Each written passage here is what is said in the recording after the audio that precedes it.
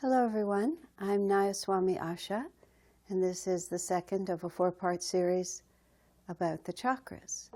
And it's a very interesting series because the chakras are really a central principle of the spiritual path. And 4 classes is enough at least to give us an outline.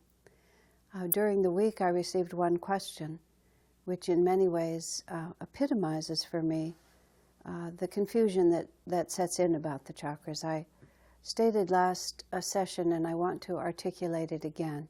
What I'm expressing to you this evening is my understanding received from Swami Kriyananda, which of course is the teachings of Paramhansa Yogananda. There are many, many, many, many things that people say about the chakras. And it's not exactly that I want to dispute other people's interpretations one way or another. In fact, most of the time, and I encourage you, if you have contradictory ideas about what the chakras mean, please submit the questions either through India Online or by writing directly to me, Nayaswami Asha. I have my own website, which is my name, nayaswamiasha.org. Just you can contact me through that and send me your questions. As I was starting to say, it's not, some people have different opinions about things and explain things in different ways. But often it's just a matter of orienting ourselves correctly. The chakras, of course, are one of the fundamental inner spiritual realities, as I was explaining last week in general terms. You know, what are the chakras? How do they work? We're going to, because we have 3 more weeks, we'll give a lot more detail than we have so far. But it was interesting, I was reflecting on this recently, that in the first 10 or 15 years of being on the spiritual path, even though I was doing Kriya Yoga, and Kriya Yoga involves sending energy through the chakras, I never really gave a serious study to the subject.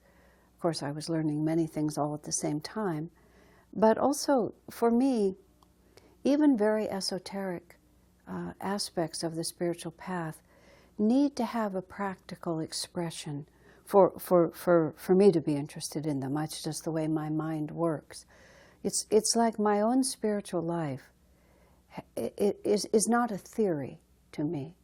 It's a question of how I can actually make my life better, which is to say happier, more secure, more aligned to high values. Let me phrase it a little differently.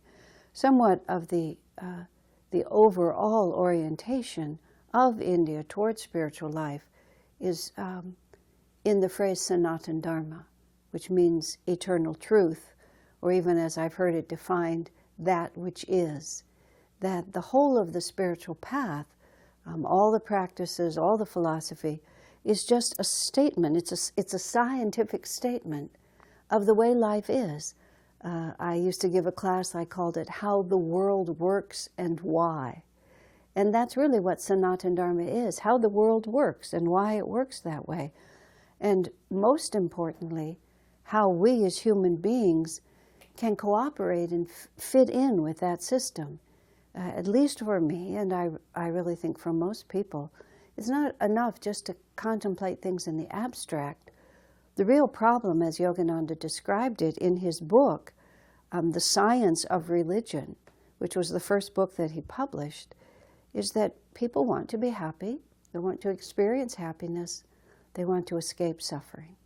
And happiness is a lower dimension of bliss. Bliss is what we really want to experience.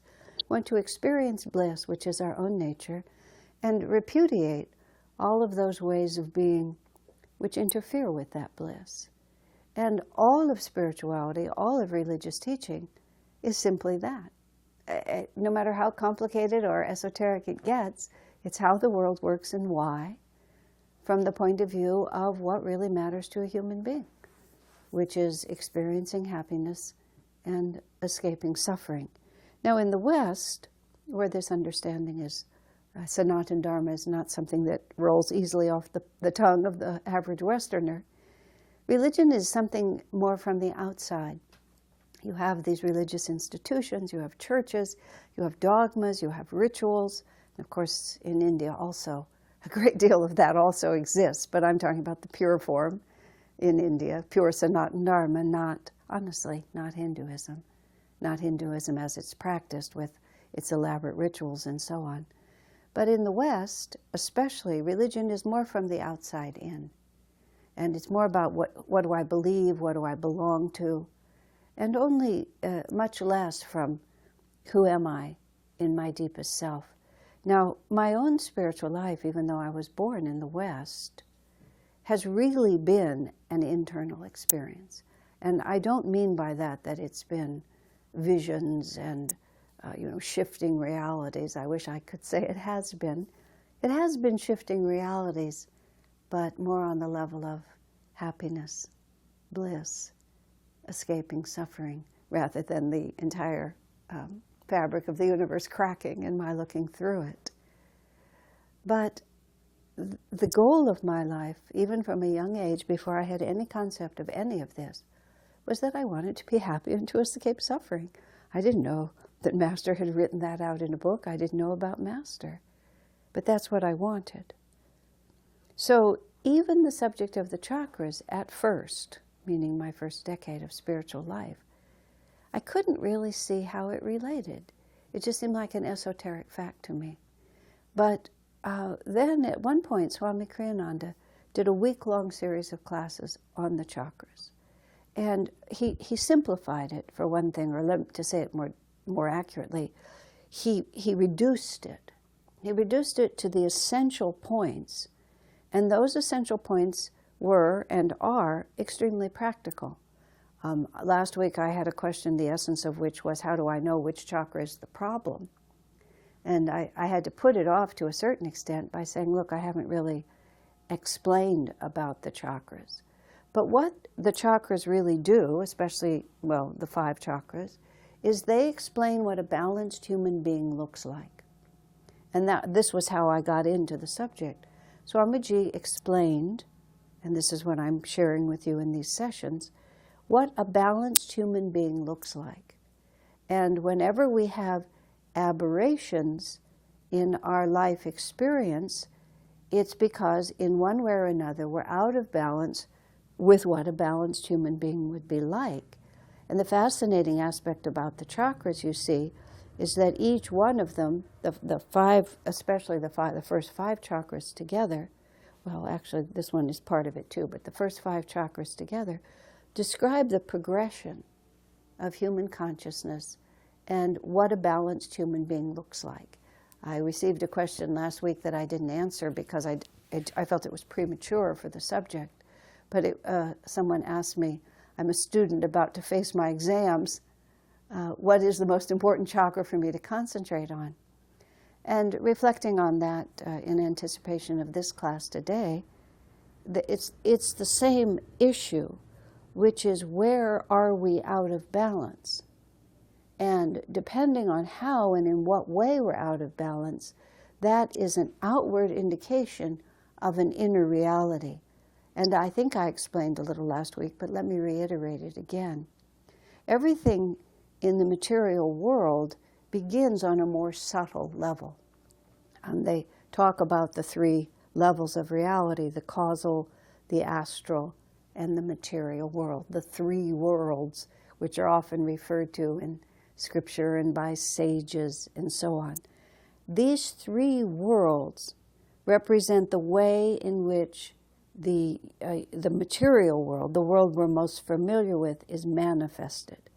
Now, Swami Kriyananda had a wonderful way of taking even very esoteric ideas and giving us an explanation that was accessible even from our state of consciousness. And I can't do better than my own teacher, so let me use his own method to speak of this.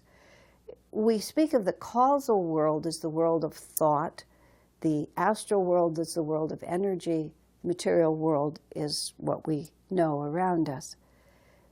But even in the material world, we can see how things are manifested here in these 3 steps.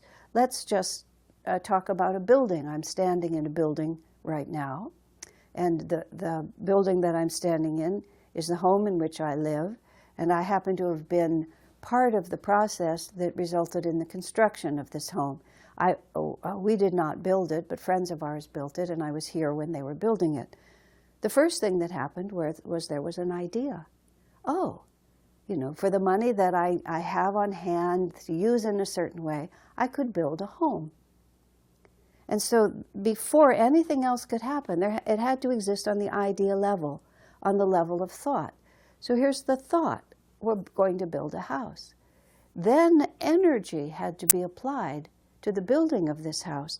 But the first energy was more subtle than the actual physical house that I'm now standing in.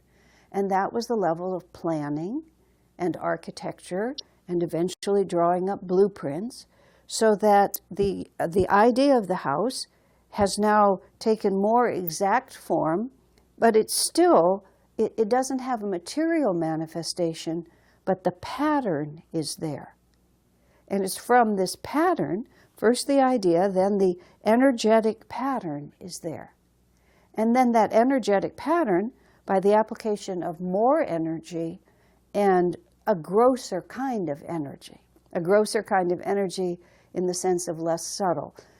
Big pieces of wood had to be hauled in, cement trucks had to come, men and women had to put out a lot of energy like this, and then gradually what started as an idea, what came into a blueprint, finally manifests as a physical house. And now I can run up and down the stairs and go into the kitchen and cook and stand in the living room as I'm standing now and talk to all of you. These are, to our experience, the same levels of thought, energy in the astral world, and then finally physical manifestation.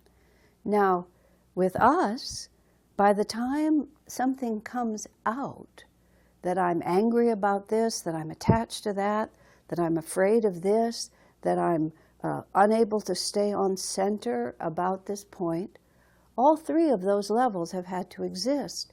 First, there was the thought or the idea that this is an anxiety-causing reality, for example. Then the pattern gets set because I keep continually feeding that thought and it becomes a pattern, and then that pattern manifests. Well, when we act, when we have thoughts, as I was saying last week, everything that we do is a manifestation of a particular perception of reality. Now that perception of reality, it's very important to understand, is not necessarily reality. It's our perception of reality. It's the idea we have about reality.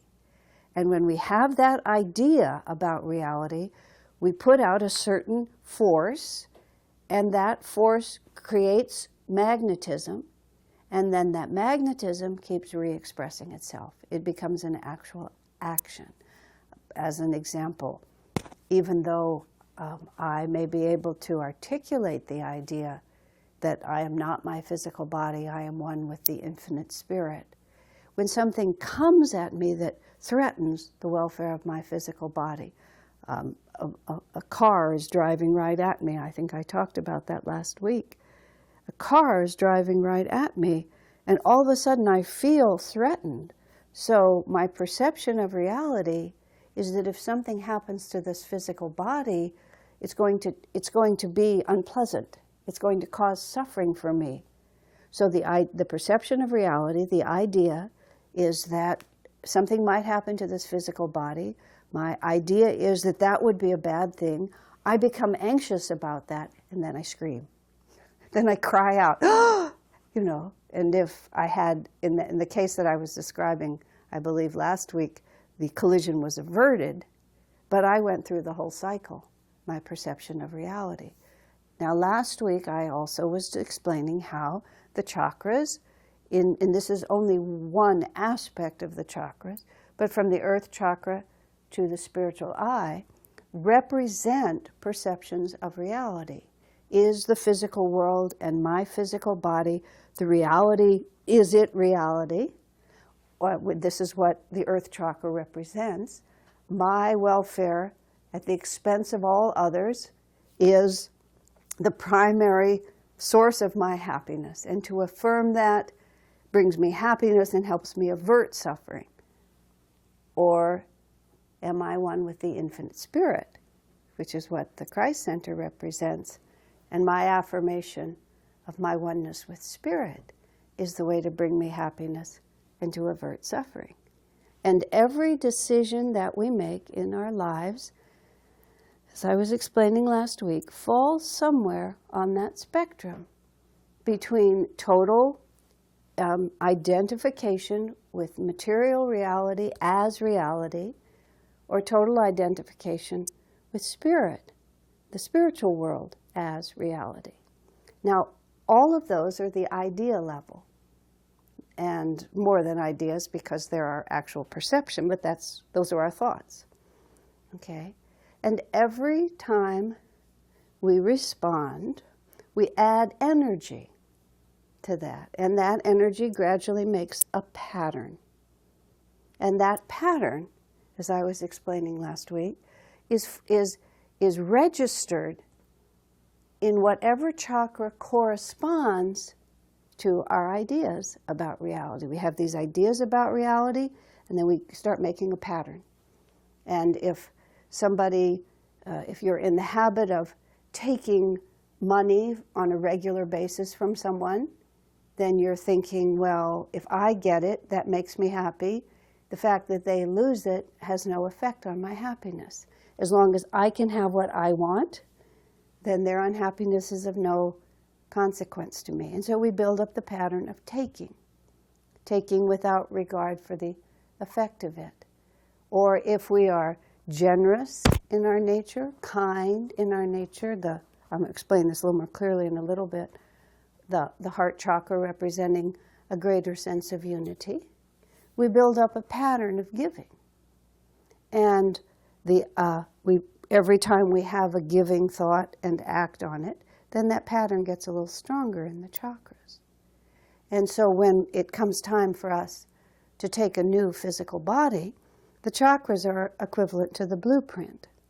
And when we die, when the physical body falls away, when we go into the astral world, the pattern of our chakras, the vibration is the vibration of energy. It's who we are. And that vibration of the chakras determines what astral universe we go into and what our experience of that astral universe is, and how long that astral karma lasts. And then there's a certain point at which the unfulfilled material desires, the patterns that we have built up in those very same chakras, desiring things that we believe are essential to our happiness, is also a pattern in the chakras. If, in a very simple way, let's say we smoked cigarettes a lot when we were in the physical world, or we became extremely fond of fudge brownies, as an example, or pizza, or are very attached to a particular place in the physical world, or a particular person who is now incarnated, or we want the opportunity to be a movie star, or a great pianist, or a scientist, or something that requires that we be in the material world in order to express it. That's also a pattern, because if that's an idea that we had consistently, I get up in the morning and I have my cup of coffee and my almond croissant. And we think, oh, I love the mornings when I sip my coffee and I eat my almond croissant. And it makes us so happy. That's an idea that we have that forms a blueprint that we act on, and it becomes a pattern in the chakras. So we're up there in the astral world and things are pretty nice, except that we notice that so-and-so that I'm attached to is incarnated there. And we're thinking about how we used to sit after dinner and we used to smoke those cigarettes and how nice that was. Or we think about sexuality or various things that require a physical body to have. That's a pattern that we built up in the chakras. And another word for that is karma. Those are vortices of energy, and they have magnetism, and that magnetism keeps drawing that that energy. We want that energy. So we're in the astral world, and gradually that unfulfilled material karma, those unfulfilled material desires, or the habitual material desires that we can't satisfy in the astral world, and we are drawn back in to a physical body. I think of it a little bit like this. I mean, just again, to give us an analogy of how this could work. Let's say you have an evening off. You don't have any guests in the house. The children are off at school. Your husband or your wife has something else to do. You have a whole evening to yourself. And you think, I think I'm really going to meditate. I'm going to have a really long meditation. I'm going to read a few pages out of a spiritual book. Maybe I'll practice some chants I'm trying to learn. So you sit down. Maybe you sit down and you start. And you're sitting there for a few minutes. Then all of a sudden you think, wow, I'm really hungry. And it's a little hard to meditate when I'm so hungry. Maybe I should stop and just have supper, just a light supper, just a little supper. I can read my spiritual books over supper, then I'll come back and meditate. So then you get up and you walk over to the refrigerator, or you go in the kitchen and you look around, but there's not anything there that really appeals to you, and you're really hungry. And then you realize that this new pizza place has just opened down the street. And since you don't have to feed the kids tonight, maybe this would be the time to get the pizza.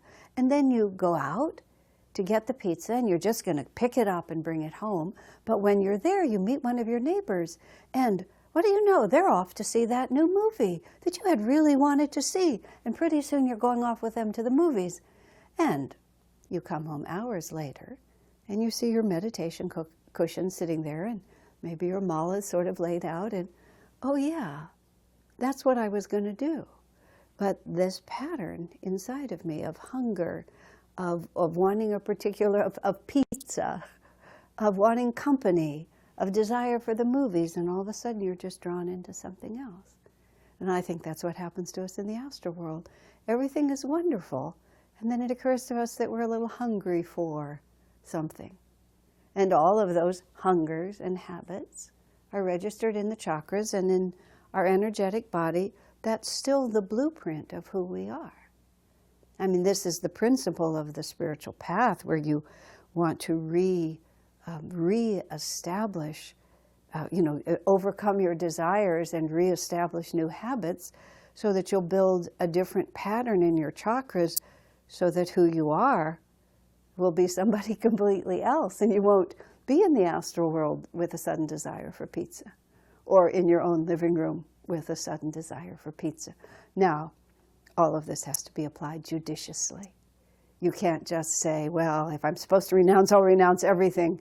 There's no shortcut here. Whatever pattern we've built up, we have to unravel it also in a thoughtful and in a practical manner. Otherwise, we just boing back and forth, which is also a pattern in the chakras, to be too extreme and then to bounce back. We have to build this changed reality very slowly and very steadily. So again, each one of the chakras represents a certain vibration, and those vibrations together make a balanced human being. And let's say we're a student who needs to study for his exams. There's no student studying for exams chakra per se. It's a question of you as an individual, and what patterns have you built up, and what patterns are they that distract you from whatever it is that you're trying to accomplish. And so you have to then begin to look at yourself. And back to what I was saying at the beginning, when Swamiji started talking about the chakras as I'm describing it, as being this storehouse of the collective effect of all the thoughts and all the actions that we have, and then that becoming the pattern, and then that pattern dictating how we express. All of a sudden I could see from how we express, we can also understand what's going on in the chakras. And once we understand what's going on in the chakras, then we can activate, you see, completely different methods of changing ourselves. And this has actually brought me to an explanation of Kriya Yoga, really, of Kriya, the specific technique that Master gave us, and how he explains in Autobiography of a Yogi why Kriya Yoga is what he calls the airplane route to God. It's such a powerful, if there is such a thing as a shortcut, is the powerful shortcut. Because what Kriya Yoga does is Kriya Yoga backs up from the material plane and it works on the blueprint. And just as this house that I'm standing in, of which you can only see the curtains behind me, is the exact result of the blueprint. A builder can look at the blueprint and he knows what the house is going to be. And if the house needs to be different, if the house wants to be different, if someone wants the house to be different, you have to change the blueprint. And then manifesting from that blueprint will bring another reality. So what it is when we're doing Kriya Yoga is we are circulating energy directly through the chakras, and by a relationship of magnetism, which I'll explain a little more clearly, but not right now. The current that we generate, the energetic current that we generate with Kriya Yoga, just changes the blueprint. And so that's why people find when they start meditating, especially when they start doing Kriya or some technique like it, which actually has a profound effect on the blueprint in the chakras, that we just become different. Whereas, for example, if a certain thing happened, it may have been infallibly true that we would respond in a certain way. This person could always get my goat. This was something I always wanted to do and I love to do. But now I'm just not inclined to. I'm not inclined to become upset by that person. I'm not inclined to drink my coffee every morning and eat my croissant. I've realized that, it's better to have a piece of fruit in the morning, and the coffee doesn't help me. I've changed the pattern. And so now I just feel like a different person. This is why we can change so radically once we start meditating, because we rewrite the blueprint. And over the course of a lifetime, just think about it. Over decades of doing Kriya, you just keep rewriting the blueprint. And you don't ever have to build the whole house and say, oh wow, the kitchen is too small. The guest room is on the wrong side. This window lets the sun in a way that's very unpleasant. You don't have to go all the way through all that effort to build it before you notice that the pattern was wrong. Rather, we just start aligning the inner pattern with a higher vibration, and automatically we shift it. Automatically we become someone else. That's why also the change that results from serious spiritual practice. Kriya is an example of serious spiritual practice, but I don't want to be sectarian in this, because Sanatana Dharma is simply that which is, and nobody owns this. This is just the way we're made. But serious spiritual practice that cooperates with the reality of the chakras is not usually a big dramatic from night to morning sort of, I'm somebody else, I've had this epiphany. Sometimes we do have epiphanies. But the transformation of Kriya is more, as one of my friends put it, like ice melting. There's just this big block of ice, and then gradually it shifts. And you don't exactly notice when or how, but it just gradually shifts and eventually even disappears, which is to say cardinal aspects of your own nature that were committed to a reality lower than pure spirit, they just melt away because the energy has been transformed by the practices. And of course, all of this is why the chakras are so important. Now, there's one other question that I received this morning, which let me sort of think for a minute whether or not. Well, actually, this question, I'll answer it. It represents misunderstanding of many aspects of the chakra. So let me try to clarify those aspects first. There are many different characteristics of each chakra. And in fact, just for your information, I have this chart with very small print, so you don't have to try to capture it on the screen right now, which Ananda Online India will make available to you in the form of a PDF. So I think if you contact them, and then there's a second sheet as well, which is affirmations that have to do with each of the chakras, which you will learn in the course of this class. But both of these pieces of paper, handouts that I would give people in class, will be available to you. And the chart with all the little small writing on it has many different characteristics for each chakra. There's planets, there's jewels, there's colors, there's aspects of Patanjali's Eightfold Path, all sorts of ways you can look at the chakras. One of the most useful ones that I want to now sort of go through to help us work with are the stages of manifestation. I've referred to it a little bit, which is earth, water, fire, air, and then here's the word ether, which is not what you take to put you out when you go to the dentist, but ether is a more subtle element of creation. And then what Master called super ether, which I think is just his way of playing with English language. And we're talking about the first, the second, the third, the fourth, the fifth, and then the spiritual eye is the sixth chakra. Here's the spiritual eye. Here's the heart. Just makes it easier for you to see them like that.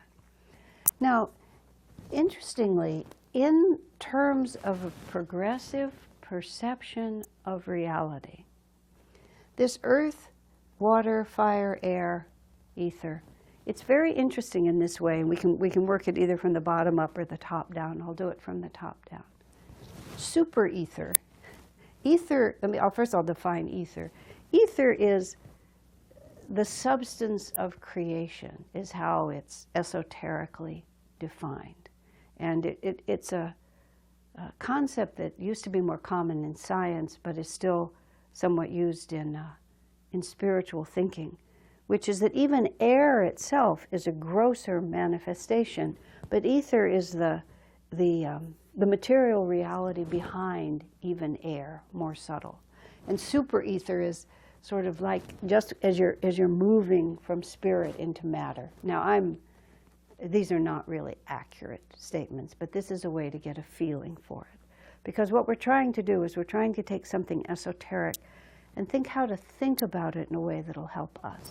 So you start with the spiritual eye, and this is the individual self conscious of the infinite. That's what the spiritual eye represents. And as creation manifests, first there's spirit, and then there is the one substance from which everything is made, which is ether. And it's all pervasive. It's the force behind everything. It's not separate. Separateness is not obvious. We're beginning to separate from spirit, but we're still very much connected. Then the ether goes down into the form of air. And air is distinct gases that cannot be perceived with the senses, but can be measured. You have oxygen, you have the lack of oxygen. Air has other things in it, other gases in it. But it still gives the impression, from the point of view of the senses, of this unified reality. Then comes fire, and fire is the transforming energy. Then water, which also represents the molten stage, and then earth. So I'm going to then do it backwards, which is easier to understand. If you start with something perfectly solid, okay, and then you start applying energy to it, it will then go to the molten state, the water state.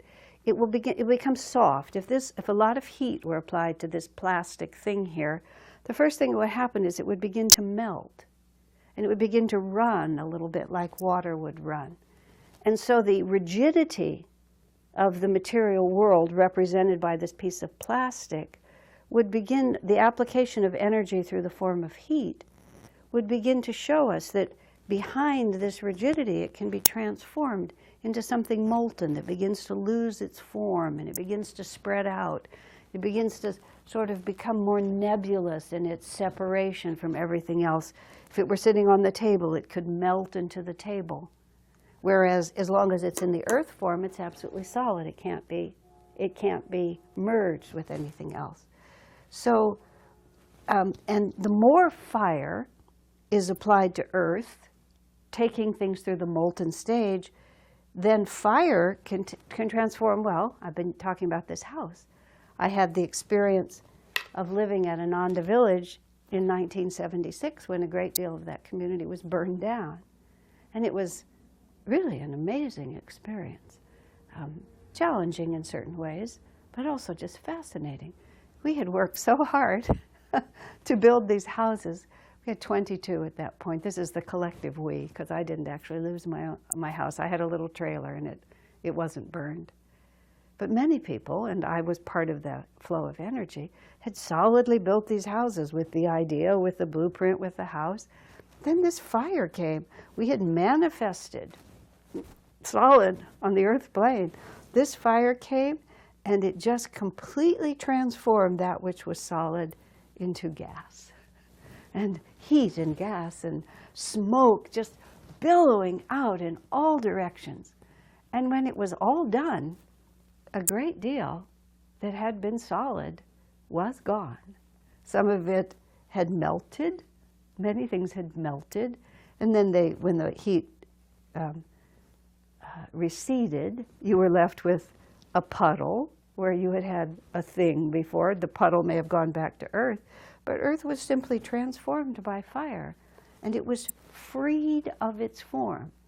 Now, when you're thinking about a house that you're attached to that you need to live in, you don't necessarily think of it as a positive thing, that the application of heat and energy transformed a material thing into an expansive smoke that went everywhere. And it spread out into the air. Matter was changed into air by the application of fire. And then even that dissipated, and it essentially just disappeared. It just disappeared out into the infinite. All that energy, all that building, all that stuff. And houses were reduced to ash. You know, we hear that phrase, reduced to ash. It's really quite an impressive phrase. If you ever even just have a fireplace, which I know in the country of India is not as common, but at least in principle you know what it is. I had a wood stove in the trailer that I had at Ananda village, and gathering wood for the winter was a huge job that I lived with a group of women, and some of the men would help us do this.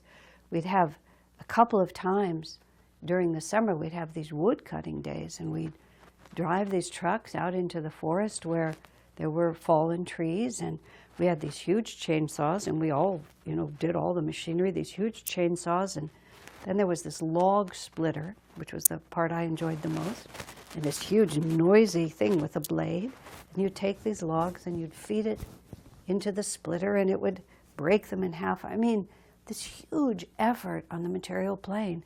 We'd load all the wood into the trucks, we'd bring it to where we lived, we'd unload it, we'd stack it, then you'd have to carry it into the house, and then you had this wood stove, and you would feed the wood in. And you'd start the fire, and you'd sort of watch it begin, and you'd actually hear the water in the wood sizzling out of it, especially if it was damp. You'd hear the water turning to steam. You'd hear it bubbling and being vaporized, as it were, turning into air. And then in the end, no matter how much wood you put in there, if you kept the fire going, you would end up with nothing but ash. All of that effort and the application of that energy would turn into nothing but ash. And smoke would go up into the chimney, and then it would just gradually dissipate. You wouldn't even know where the smoke was. Now, all of that are very vivid spiritual images. But what we're also working with, you see, is our attachment, our self-definition, our perception of reality, and how is that perception shifted. You know, I believe in this material world. You know, I want my security, my house, my this, my that. And then suddenly it becomes a little more changeable. You know, yes, I want a house, but maybe I can have a smaller one in that other neighborhood. Yes, I want a place on this planet, but maybe I can live here or there. And so it still has a definition, but it's become a little more, well, the word is fluid. But then by the application of energy, and one of the aspects of Kriya that we really have to understand is that, yes, Kriya really is a very efficient way to shift the pattern in the chakras, but it's still the energy has to be there. If you do Kriya, if you do your meditation very half-heartedly and not very much, without much concentration, without much energy applied to it, it doesn't generate any fire. If I have a big piece of wood in my wood stove, and during the years that I had a wood stove, I got very attentive and clever to this. You can't just set that big piece of wood in there and then put a little match to it and just hope it'll catch fire. You're going to be really cold. You have to have a whole system. You have to have paper. You have to have small pieces of kindling. You have to have medium-sized pieces of kindling. You have to have several pieces of wood. It takes real energy to transform all that wood into heat. And Kriya Yoga, or right meditation of the right kind, that cooperates with the way things are, that's what makes it right. It's not right because I say so or someone says so. It's because it cooperates with the way things are. There's a system. You have to be able to generate that energy in just the right way, and you have to direct it in the right way. But if you do, if you can generate heat and energy and light, which is what fire is, you can transform. In other words, nothing about us is fixed, no matter how fixed it may seem, even our physical body or our attitudes that we've held for a really long time. They're a pattern, and that pattern can be changed by the application of energy. Fire can transform earth. It moves it through the water stage, through the molten stage, and it transforms it, and it liberates it. You see, the energy is liberated, and first it sails out as air and begins to encompass this reality, and then it becomes even more dispersed and more subtle, and finally merging all the way into spirit, all with the application of energy. Now, in terms of the chakras, of course, this energy, the fire energy, is the solar plexus. And this is the seat of our willpower and our personal power. And this is the fulcrum, the deciding chakra, because the direction of the third chakra determines whether our energy is pulled down into an ever deeper commitment to a limited definition of reality, or whether that limited definition of reality is liberated by the application of willpower and energy to soar upward. One of the many ways in which the chakras are described are in terms of the Pandava brothers, the 5 brothers from the story of the Mahabharata, and the third chakra is Arjuna. And it's because Arjuna represents the third chakra that the story is told that the entire success or failure of the battle depends on Arjuna. And the stories become colorful over time, and the symbolism becomes a little confused, but the way Yogananda explains it, the reason the battle depends on Arjuna is because the battle of Kurukshetra is really the field of our own consciousness. And success or failure depends on the amount of willpower that we direct to transform that which limits us into that which makes us free. And if there's not enough fire, if there's not enough energy, if there's not enough determined willpower applied, then the energy remains fixed and it is not liberated. And now this begins to talk about, and I will have to answer, I have to go back now and give us a few more details. This begins to answer the question, which chakra should I be working on? Because sometimes people have a very expanded sense of unity with the whole world. Let's say they have the heart chakra is wide open and they're very affectionate and loving toward everyone. But there's no power behind that. There's no fire behind that. It's just it's kind of easygoing, but there's no willpower in it. There's no real transforming energy. So it may be that there's, the necessity to love people is not something you need to be working on. What you need to be working on is developing more willpower and more power behind that natural affection. I think I won't be any more specific than that for right at the moment, because I want to build the chakras an understanding piece by piece. But what I'm saying is, now I'm going to violate what I just said. The ether chakra, for example, represents great calmness, because everything is the same, so there's an evenness. But once again, if that even-mindedness is really not dynamic, but is actually just a kind of passive, sometimes people use spiritual principles to justify what are really not very spiritual attitudes. That calmness is dynamic, but calmness can also be very passive. But it's easier to accept than it is actually to stand up for what I believe in. And so I can justify it by saying, well, I'm calm. Calmness is a spiritual quality. But again, maybe what we need is more fire or more commitment to the truth that we believe in. Actually, more force in a specific way that the earth might be lacking, even though the calmness is there. And this is what I was saying, how we begin to understand what it is to be a balanced human being. Okay. So now, I want to start to talk about individual chakras, but I realize I also have to set some more principles in place here. Every chakra is good, because altogether, all of these elements are necessary. Once we incarnate, you see, we come all the way down to the earth element. We take a physical body. The physical body is the earth. That's how it's represented. It's made of the elements of the material plane. And when we decide to take a physical body, we have to come all the way into the physical body.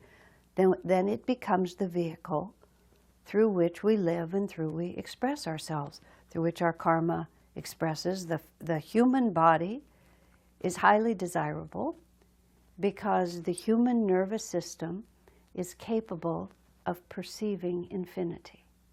This is what makes the human beings the highest species. It's not because we're so nice or because we behave so well, or it's not as if other animals, other creatures on this planet don't have fine qualities, some of them seemingly better than ours. What makes the human being the highest species is because the nervous system is so refined that it's possible to live in a human body and perceive infinity. This is the avatar. The avatar is activating a human body and perceiving infinity. I know there are some traditions in which avatars have descended in animal bodies, and I simply can't respond. I have no idea what the answer to that is. But this is how Yogananda explains it. But it is a physical body, so we have to come all the way down to the earth element. We can't pretend that we're not on this planet. And sometimes people who live in a somewhat disbalanced way is because they haven't actually transcended the earth element. They have simply refused to deal with it. I have a friend who's very intelligent, and she said herself that she did not know she had a body until she was in her 40s. She only knew that she had a brain. All she ever knew about was her thoughts. She didn't even know her physical body was there. And she didn't take proper care of it, and she didn't learn many of the lessons that it might have been able to teach her. This is why, ideally, when we educate children, we educate all aspects of them. This is where sports and athletics and so on of the right type are actually very helpful, because here we are, they help us to relate properly to the physical body, and the physical body is a means through which we can learn many other lessons. Now, what I was wanting to build is every chakra, meaning we have to go all the way, we have to go through every chakra, and we have to use, every chakra serves us spiritually.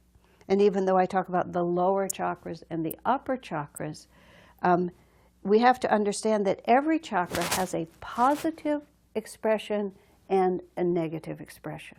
By that I mean a way to use that chakra to raise our energy toward a higher reality, or a way to use that chakra merely to continually affirm a reality that is not in itself happiness producing.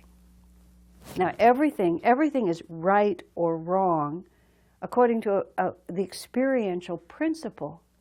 Does it increase happiness? Does it reduce suffering?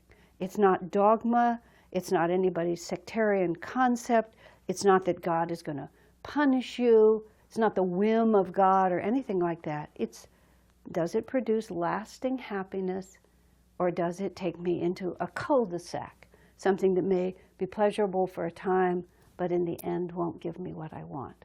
What perception of reality am I affirming? And each chakra can either be used to affirm the happiness-producing reality, which is to understand ourselves as one with spirit, or the suffering-producing reality that causes us to continually affirm our limitation and therefore be subject to all the fears, anxieties, and insecurities that a wrong perception of reality gives us. Okay, now starting with the earth chakra. Earth, by its nature, it's solid, it's fixed, it's able to plant itself and hold a certain reality and stay with it. Okay, so the earth chakra represents steadfast loyalty. Now, on the spiritual path, Yogananda says, he uses this phrase, loyalty, he said, is the first law of God. And he's partly referring to the first chakra. Loyalty is the foundation. Now, loyalty and this concept of being steadfast in our beliefs, if it's rightly expressed, if we are loyal to the right principles, if we are loyal to divine truth, if we're loyal to the idea that my true nature is infinite, that I am, in fact, an expression of divinity inhabiting the physical body, but I am not defined by the physical body, and if even in the face of enormous challenges, I can hold to that truth, you know, that's a very positive spiritual expression. Now, if we take that same sort of fixity, and instead of perceiving a high truth and being loyal to that high truth, we become rigid in our definition of self. You know, there's nothing but the physical world, just what I can see. I am a physical body. Why should I try to be any different than that? And you're dealing with the same fact, but you're giving your loyalty to a low expression. And the earth chakra also represents our source of security, and where do we get our security from? Okay? Now, the earth element tells us that the material world is the solid world, and the more solidly rooted we are in that world, the more secure we're going to become. So people who have experienced the earth chakra, but who have turned the energy away from spirit and too much to the earth itself, think my security comes from money, my security comes from solid planting on this earth, and such people often will want big houses and big furniture and big cars and big power, because the more I have of the earth element, the more solid and safe I am. Or you can say, my security comes from the spirit. And then you've taken that same inclination to look for something solid, but instead of clinging to that which is inherently ephemeral, we're clinging to that which is solid and inside.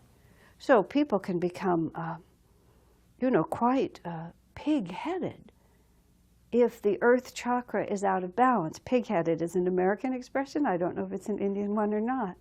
What it actually means is when we are committed, but not committed to truth. We're just committed to what we happen to believe in.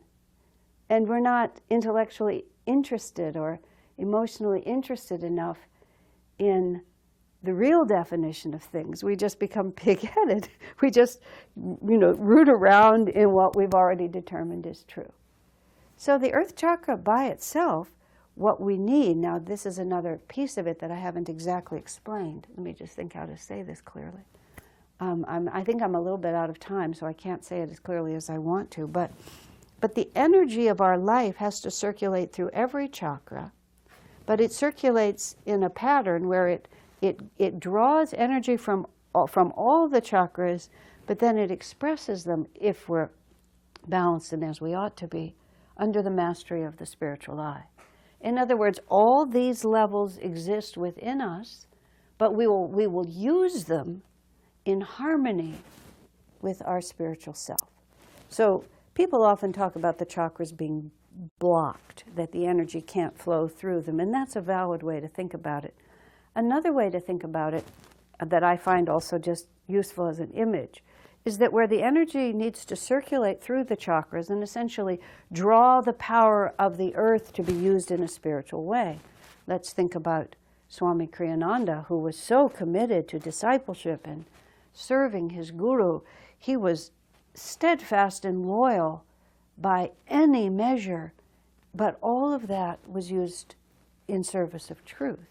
So either the energy is drawn upward and used in service of the highest reality, or else it's just expressed on the level of that chakra. Okay, so I say it has a hole in it. The chakra has a hole in it, and the energy just drains out of it. So if we take all of the energy that comes into us as the life force and just use it to root ourselves ever more deeply in this material world, to have solid physical habits that we can't change. I always have to have my coffee and my croissant at exactly the same period of time. I have to sleep in my own bed. I have to live in my own town. I have to have people cooperate with just what I want. That we give nothing but rigid forms, and we get our security from those rigid forms. It's like we're misusing the earth chakra. But if we take the power of that commitment and use it to anchor ourselves in divine principles, then we're using the power of the earth chakra to uplift our energy. Okay? So now you can begin to think, sort of what's in balance with me, what's out of balance. Maybe we're not powerfully rooted enough in the principles we believe in. Or maybe we're too rooted to the form of those principles and not rooted enough to the principles themselves. Maybe instead of seeking our security inwardly by lifting our energy into attunement with God, we're too dependent on having everything in the material world hold the form that we want it to form so that we'll feel secure. But you see, security is a fundamental human need, and that's what the earth chakra represents. It's not like we can live without feeling secure. The question only is, where do we draw our security from? What is lastingly real? Who am I? Where does happiness come from? And we start answering these questions chakra by chakra. And we have 2 more sessions. So I'll finish describing the chakras, and then we'll talk about what you can do when you perceive your nature in a certain way. What can you do in an inward way, besides Kriya, to specifically strengthen yourself in whatever ways you need to be strengthened? Well, my friends, I think that will be sufficient for this session. We have 2 more sessions in which to cover this material. If you have any questions, send them in during the week. I did receive one that I didn't answer yet because I needed to set the groundwork more, but I will answer it later. So God bless you.